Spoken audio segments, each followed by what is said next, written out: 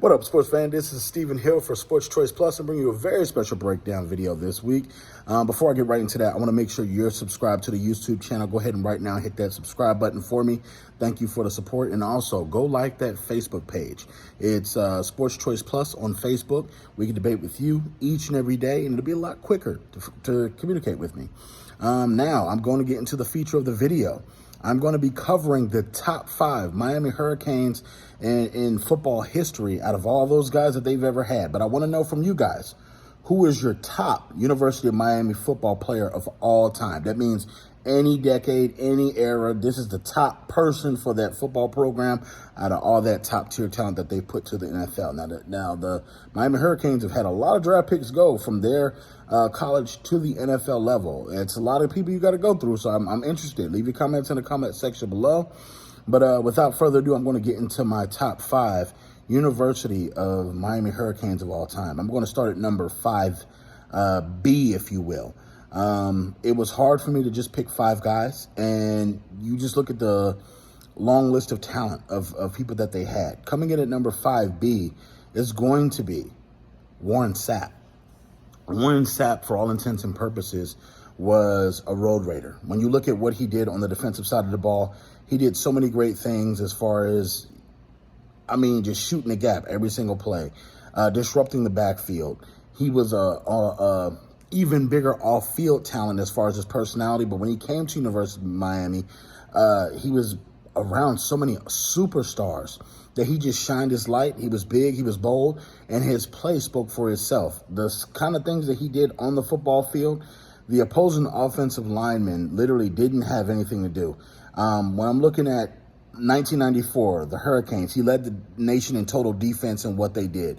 He was in the backfield almost every single play in the quarterback's lap. And it was that kind of pressure and that kind of fierce practice that made these guys into who they are. You know, he was year after year considered Defensive Player of the Year when he was at the University of Miami because of what he did on the field. So I think, he gets a lot of praise, even though he's a loudmouth guy. He was a defensive juggernaut each and every year that he was there at the University of Miami, and he led the way for a lot of linebackers to get free. He took on double teams, dismantled those things, took on triple teams, dismantled those things, and still was able to create pressure on the run game and on the pass game. That's why I say his presence on the University of Miami can not be replaced. So he has to be on this list, even though it's 5B. I'm going to go ahead and get the 5A. Out of all the running backs in the University of Miami history, I believe this one is the best one of all time. You got to look at Edgerrin James and what he was able to accomplish. Remember Edgerrin James with the gold teeth, with the dreads coming out of college? This guy was not only a tone setter, he was possibly one of the best running back freshman performances of all time. That's back in the day when you had Virginia Tech, when you had Florida State with those tough defenses. These games that they were playing was elite competition style, and it was each and every week that they were literally going up against top teams. And when you have teams that are coming in and gunning for you each and every week, and you have the kind of talent and competition that they had, just think about this. When you think of all the running backs that have come through the University of Miami, like a Frank Gore, a Clinton Portis, a Willis McGahee, these guys was on the same team and couldn't even start. So you got to look. Edgerrin James is the best running back to ever do it in the University of Miami. His stats, you can look at him, almost everything. Look at his freshman year and what he was able to accomplish. His sophomore year, what he's able to do, and his coming out party into the NFL. It was just so many different things that he did well. Edgerrin James holds this spot at number 5. It's going to be 5A on this list. So I'm just looking overall at everything that he did. It's hard. It's so much talent was on his team. It's hard to just hone in on one person, but what Edge did, he brought the swagger. He brought that juice. He brought that thump. He had the gold teeth. It was about not just what you did on the field, but it was also an image. Those kind of things help create, inferior feeling for the opponent. When you see these guys getting off the van and you see them getting off the bus and they look like the way they looked, that was intimidating to a lot of people. And you got to think, the country hated the University of Miami, and they still came through and won national championship and national championship. So that's why he's at number 5. Coming at number 4, Mr. Ray Lewis. Mr. Ray Lewis is Mr. Baltimore Raven as we know him.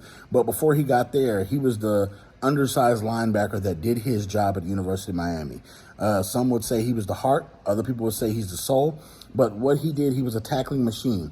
A lot of people told him in college he couldn't do this, he couldn't do that. He ran through running backs. He ran through tight ends. He ran through wide receivers every single chance he got. When you look at some of the things that he did his sophomore and junior year, they were almost identical in his averages for tackles and averages for tackles for loss. He was a machine. So when I tell you Warren Sapp was there, when you had players on that defensive tackle role that he would just jump right behind and drive straight, and he could cover well back then. You know, he had fluid with the hips, good movement.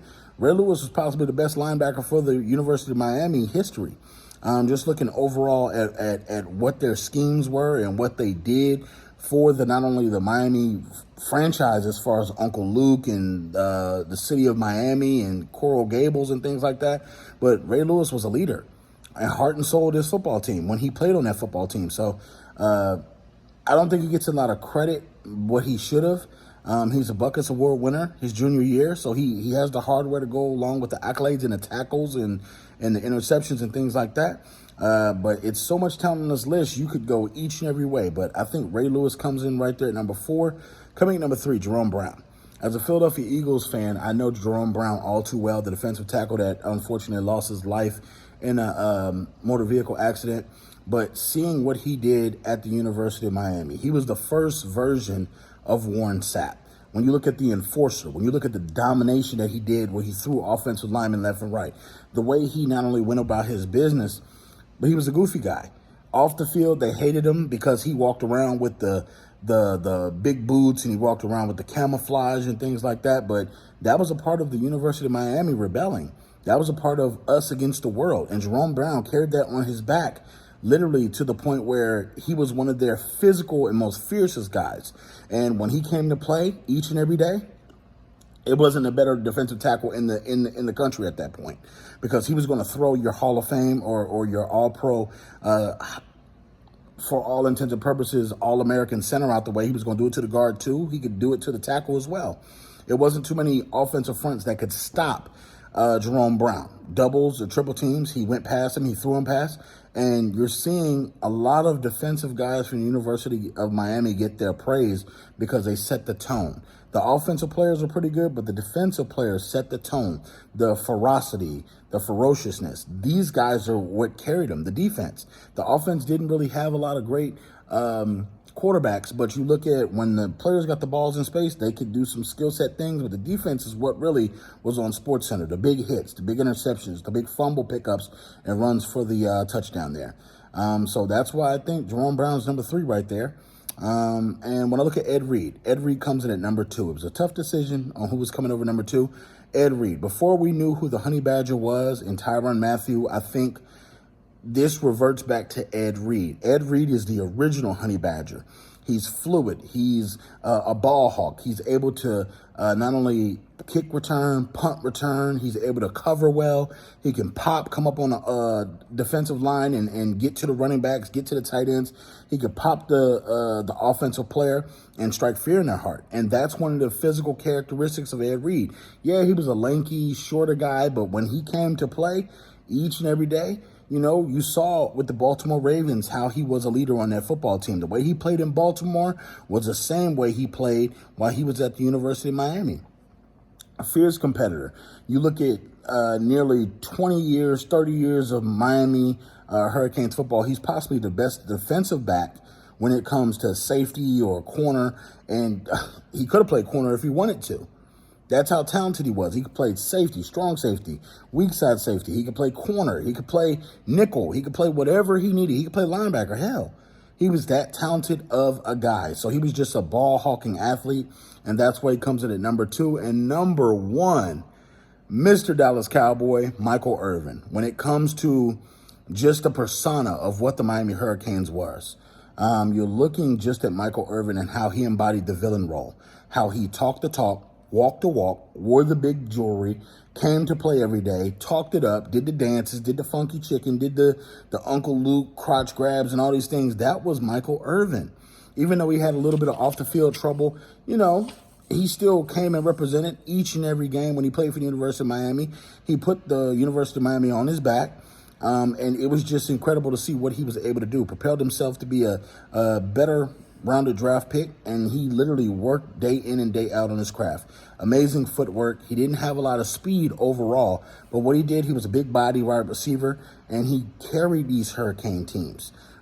Just on the offensive side of the ball, like Jerome Brown and them and Ray Lewis did and Ed Reed did on the defensive side, Michael Irvin was one of those guys that demanded the ball, got the ball, and did something with it oftentimes when he got it. So amazing. And when I'm looking at just the Miami Hurricanes team, this is just the honorable mentions.